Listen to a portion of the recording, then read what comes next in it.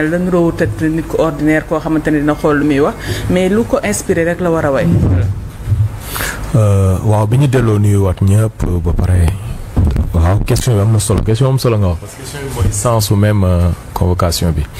waaw bu dee dama lay tontu de façon très sèche oui artiste lu mu sentir rek la war a way. parce que xam nga du problème bu way bi wala bu nekkul kii bi. quand combien de fois on a vu ay artistes peintres def ay toiles yoo xam ne. la personne est presque nue. c'est juste de l'art. après chaque création dafa am lu muy tekki dafa am loo xam ne loolu moo ko tax a jóg. et la personne comme on dit créateur il fait que créer. le reste l'écoute et l'interprétation appartient au public. c'est ça la vérité aussi. du li ngay woy yëpp loolu la nit ñi di dégg parce que ça devient un message boo xam ne chacun l'interprète à sa façon. mais ku nekk aussi ci li nga xam li ñu la yaree li nga jàng loolu ngay xalaatee. ce n'est pas à Mia par exemple si on reste sur le cas Mia. c'est pas ces mots qui amènent forcément sur cette interprétation assez xam nga. bu kii quoi c'est pas forcément ça. am na ñeneen ñoo xam ne dégg nañ ko te xalaatuñ loolu. waaw ni mu ko waxee même avocat. waaw expliqué na ko. waaw ci côté ay footballeurs yu joué. exactement côté boobu la waxee na dugg. exactement mais pas ci côté bi ñu koy xalaatee. ci côté boobu. maintenant si on bu ñu nekkee nag ci dans un pays où chacun joue un rôle d'éducateur social surtout ñi yàlla baaxee ñoom ñu am kàddu. dañu war tamit ñun tamit ñuy bàyyi xel ci li ñuy wax ak li ñuy def. loolu moom dëgg la pour man. tey bu ko expliqué wul woon xelu sénégalais yëpp boo jëlee 17 millions de sénégalais yëpp bu ñu ne déglu nañ ko. bu ñu defoon sondage je te jure que 16 millions yëpp. fi xelu maam Matar Gueye dem fa la dem. bëri na ñeneen. et ça da nga koy xool sax sur quand tu vas sur la toile ou même sur le témoignage des personnes qui ont appelé un peu partout pour la soutenir. nit ñi dañuy wax ne non war na def nii war na xoolaat li muy woy parce que nit ñi foofu tamit ñoom ñuy wax loolu foofu la seen xel nekk. donc ce n'est pas. du plainte bi moo indi problème bi. il faut dire les choses telles qu'elles sont. ce sont les paroles qui ont créé à confusion. maintenant est-ce que war na ko def wala waru ko def artiste la. artiste la. je sais pas de la défendre. mais il faut ñu xam ne du rôle bi mu am. mooy def ay messages. jàllale ko bind way créer une de l'artistique joxe ko. population bi jël bu ñu jëlee li ñu bëgg ñu jël ko bu ñu bëggul ñu teg ko nale comme ni ñeneen ñi di woyee te seen parole du dem. maintenant ce n'est pas parce que elle le fait que forcément on doit la cibler def comme ni ñu ko def. maintenant je suis ONG Jamra. moi j'ai travaillé dans les ONG je le connais depuis très longtemps l'ONG. depuis très longtemps depuis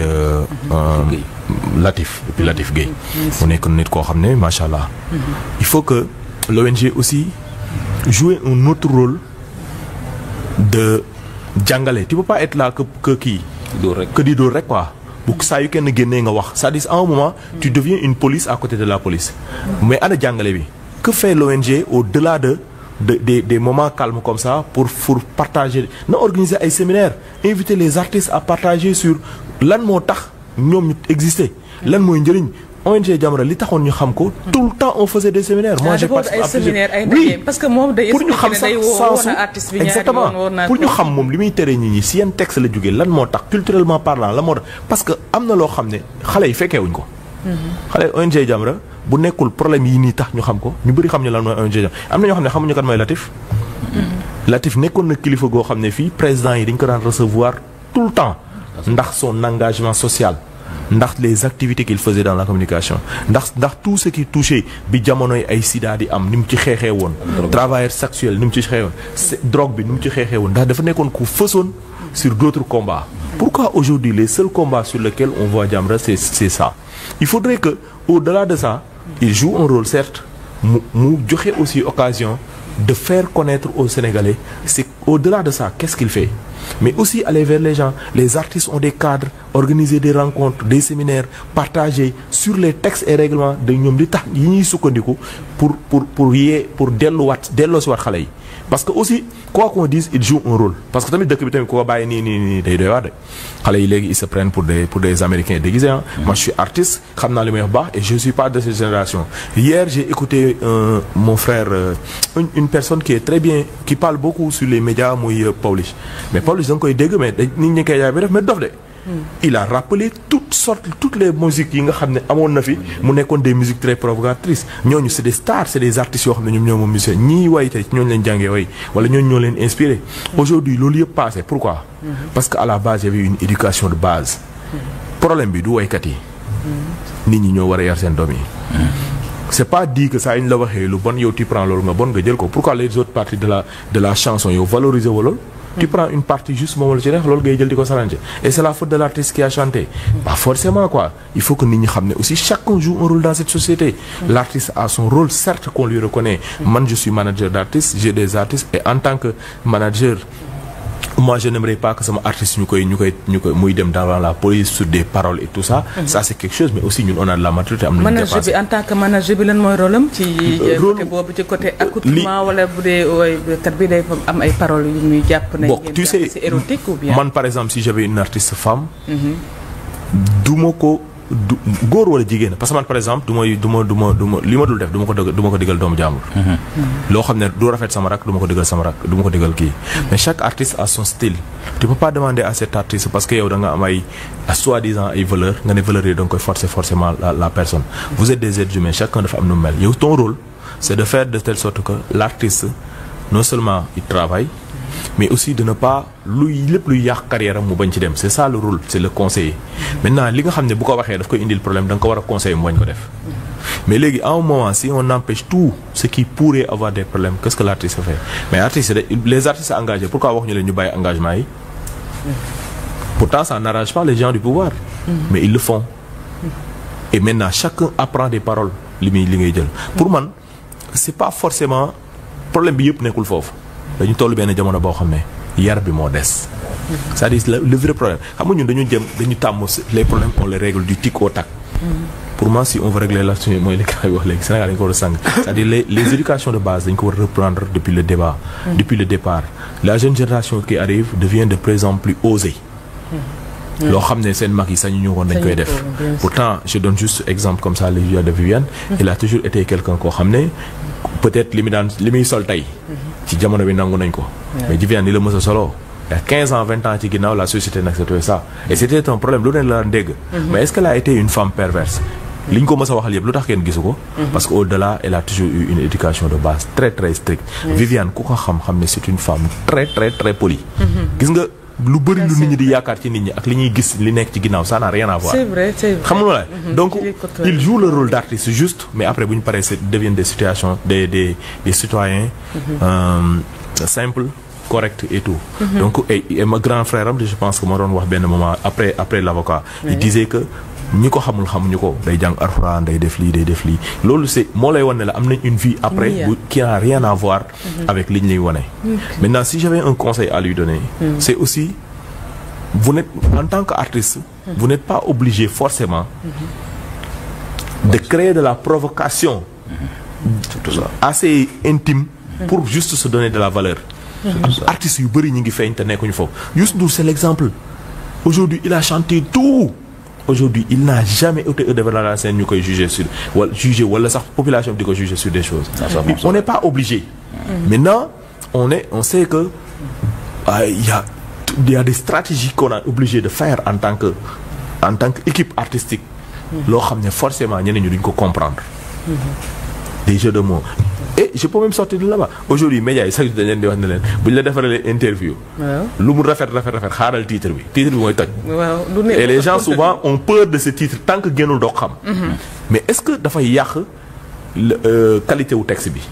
dafay yàq qualité wu journaliste bi non c'est juste pour c'est une stratégie de communication pour accrocher les gens à aller vers l'article ça xam nga ci milieu rap bi sax mu di hardcore mën nañoo xam ne am na fa parce que gis nañu insultes yi doon am diggante rappeurs yi yooyu yëpp am na fi aussi te yooyu mën nañoo jàpp tamit propos yoo xamante ne am ta valeur injurieux la et yooyu yëpp war na mu bañ a am mais dañ ko inspiré ci style américain yi nga xamante ne ñoom seen way presque yooyu yëpp la waaw c'est que hip hop si philosophie moo am benn partie bu tudd clash dóorante xeer na day yegg fu ne am na ñoo xam ne clash nañ fi dans une génération musuñu saagante Bibson ak kii ñun ñi nga xam ne génération bu nekk ak xumaan mais clash bu dàq ñoom ñaar mais ñoom seen jamono clash boobu clashu Ngaaka Blindé bi ak Akhlou Brick ëpp ko doon doole c'était le clash le plus fort mais artistiquement kenn déggu ci xaale kenn déggu ci saaga si ñoom ñaar waxante nañ lu ne mais wax yegguñu ci saaga donc pour man on n'est pas obligé mooy li ma wax sànq artistiquement pour se faire de la valeur d'insulter ou on est dans un pays aussi boo xam ne dafa am ay valeurs intrinsèques yoo xam ne mënuñu bàyyi nit ñi ñu jéggi ko loolu moom man je suis totalement d'accord boo tax ONG Jamra man je comprends sa position seulement ce que je déplore mooy warul nekk génn yi dafa war pourquoi mais qu'est-ce qui l'empêche d'organiser des activités des échanges où ils invitent les artistes les acteurs les parties prenantes médias yu bëri di ko def communiquer ci non très sincèrement il le faut Mame Matar Gueye donc ñu ngi ko maa ngi koy nuyu de passage démb maa ngi koy dégg incha allah ñu ngi lay xaar mercredi prochain comme ñu ko promotré loolu mooy sama question mais xam nga ban question la moo ma jaaxal ci comme te bu ñëwee dinaa ko laaj ci plateau am na yu bëri sax yu ma ko bëgg a laaj parce que bu fekkee ci wàllu rap bi insulte yi duñu dégg wax mais daa mel ni côté sexe daal bu ko touché moom lay gën a jóg daal même ci théâtre yi nga xamante ne convoqué leen propos yooyu lay doon mais ci insulte bi moom gis nañu rappeurs yi génn mais dégguñ ko ci woon ci côté boobu oui parce que xam nga tey on peut pas le nier aujourd'hui avant benn média moo amoon information yi bu génnee wala nga seetaan télé après communication populaire bi ça te pousse pas là-bas parce que da ngay dégg mag yi bu ñu génnee di ko waxtaanee parce que xale yi dañ daan jël ci waxtaanee xale yi mag yi li ñuy waxtaanee yëpp la plupart du temps on allait sur le sens même du film ou du théâtre ainsi de suite mais aujourd'hui chacun regarde par lui-même médias yi duñu gën a bëri ba sa yaay ak sa papa di seetaan chaîne bi yow mën nga dem seetaan feneen wala nga jël sa téléphone seetaan donc toi ce que tu prends sur un message n'est pas forcément ce que l'autre prend et ce que tu prends dañu tàmm après di ko fowee ak le TikTok ak aussi di ko waxtaan de groupe di créer même seen ay propre chaîne pour en parlant de faire des commentaires chacun peut parler sur la toile sans pour autant demander et ça fait que information bi ñuy jël en fin de compte li ci gën a négatif la plupart du temps moo ëpp c'est pourquoi même on dit que les médias aujourd'hui les médias pas lay télé en tant que tel mais médias yëpp que ce soit les réseaux sociaux li ñuy promouvoir pour mooy le médiocre parce que là où tu peux mettre un média Walfadjri pour que une personne expérimentée vient parler il y a une chaîne YouTube wala kenn koo xam ne live am lay def TikTok wala kii qui prend une information moom traité ko autrement ëpp le plus de visibilité ou de chance donc là où une personne spécialiste parle keneen koo xam ne xamu ci dara xalaatu mooy li noo yàlla baal li koo ko posé woon question le rastaman la te muy def chronique yi posé woon waa ji ñu téye ne ko yow sa xam-xam ngay waxee wala sa xalaat mu ne sama xalaat xam nga yooyu moo am ci Sénégal léegi dafa bëri waxkat yoo xam ne seen xalaat la ñuy waxee alors que Sénégal c'est régi par des textes lois tu peux pas déroger à ces lois ba pare yow fi ngay toog nga am envie ku jéggi yoon wala ku la def lu dul yoon nga bëgg ñu teg ci yoon ba pare yow ngay jéggi yoon kenn la teg ci yoon il faut que ñun ñëpp ñu xam ne yoon moo ñu tënk ñu respecter population bi en respectant les textes de loi d'abord te ku ci yàlla may nga mën a toog ci ay plateau chance la c'est pas donné à tout le monde wala nga yàlla may la nga nekk waykat mën a toog di wax il faut nga bàyyi xel ne ta personne importe peu il y a des choses qui dépendent pas de toi mais c'est une grande star au Sénégal li mu mën a wax léegi mu jàll noonu la kilifa yi gën a kawee ci dëkk bi mu wax mu jàll te ñi koy may nopp li maam Matar Gueye wax dëgg la pour la plupart ñi koy déglu ay xale lañ yoo xam ne xamuñ ku ñu trop àdduna donc li ñuy yaakaar ne moom mooy dëgg wala li ñuy jël ci li ngay wax c'est plus lu leen di gaañ mais xamaguñ ko donc yow da nga war a xool li ngay wax et là je suis totalement d'accord avec lui là par contre je lui fais un rappel mooy une création artistique kenn du ko tënk nit kenn du ko wax ne ko nii ngay defee sa art déedéet c'est à lui de prendre les devants xale yi ay doomam lañ mais aussi il a une organisation boo xam ne dafa njëriñam c'est de faire partager les valeurs muy organiser des rencontres spéciales ne leen ñëw leen ñu waxtaanee dans tel ou tel cadre pour man Sénégal foofu la toll dafa am artiste ko tënk Moustapha tënk non mais est-ce que artiste bu nekk dafa war a conforme ak valeur réewam wala oui sinon boo conformé ak beneen kii am nga ci droit parce que nit aussi kenn du ko wax ne ko da ngay nekk wolof nga da ngay nekk wolof par force mën na nekk wala ba pare culture séeréer gënal ko moom il a envie de promouvoir que ça kenn du ko tënk li mu bëgg def lay def en tant que artiste loolu kenn mënu ko dindi loolu c'est les b.a.-ba de boo nekkee dans le monde des arts